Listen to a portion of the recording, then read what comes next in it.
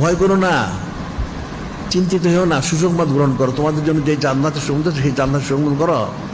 নাহানু আউলিয়াউকুম feel হায়াতিদ দুনিয়া feel আখিরাহ, আমরা তোমাদের জন্য ইহকাল পরকাল, দুনিয়ায় তোমাদের বন্ধু, পরকাল আমরা বন্ধু।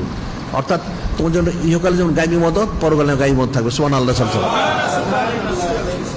ওয়ালাকুম ফিহা মা তাশতাহি ওয়ালাকুম ফিহা মা তাদউন, এবং তোমরা যখন বেচতে যাবে ওখানে তোমাদের কিছু করতে হবে না, তুমি একটু কল্পনা করো সেটাই তুমি পাবে। সুবহানাল্লাহ। আবার মুখে বলো সেটাই তুমি পাবে। কেন পাবে? নুজুলাম মিন গাফুরির রহিম, আল্লাহ ওনার তো মেহমানদারি, এটা বুঝো। তুমি একটা গরিব লোকের বাড়িতে যাইও, মেহমানদারি করো তোমাকে, সে গরিবের মতো, কারণ তার তো খাওয়া যেরকম সেরকম খাওয়াবে তোমাকে। আর একটা আমিরের বাড়িতে যাও, খুব সম্পদশালী, সে ওইভাবে তো মেহমানদারি করবে। তাইলে যিনি খলিক, যিনি মালিক আল্লাহ, উনি হচ্ছেন বেহেশতের মালিক। উনি বলতেছেন তোমরা আমার কাছে আসো, ইস্তেকামত থেকে আমি মেহমানদারি করব, তোমরা যা চাও তার চেয়ে আমি বেশি দিব। সুবহানাল্লাহ।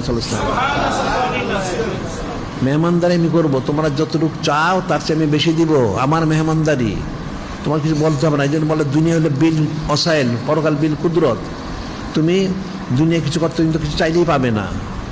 কেন? যদি আমার খাবার দেন কেউ, তাহলে খাবার করলে তো পাওয়া যাবে না, তোমার পয়সা দিতে হবে, টাকা দিতে হবে, না পাকশাক করতে হবে, নানান অনেক খরচ। তারপরে তোমাকে খাবার দিবে, আর খাবার দিলে তুমি খেতে পারবে না, তোমার খাবারটা প্রস্তুত করতে হবে, এটা লোকমা দিতে হবে মুখে, তারপরে খাবে।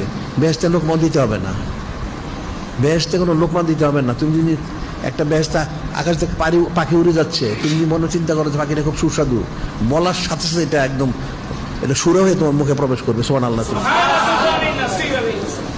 কিছু বলতে হবে না, চিন্তা করবে, আর যদি মুখে কিছু বলো সাথে সাথে উপস্থিত হয়ে যাবে। সুবহানাল্লাহ।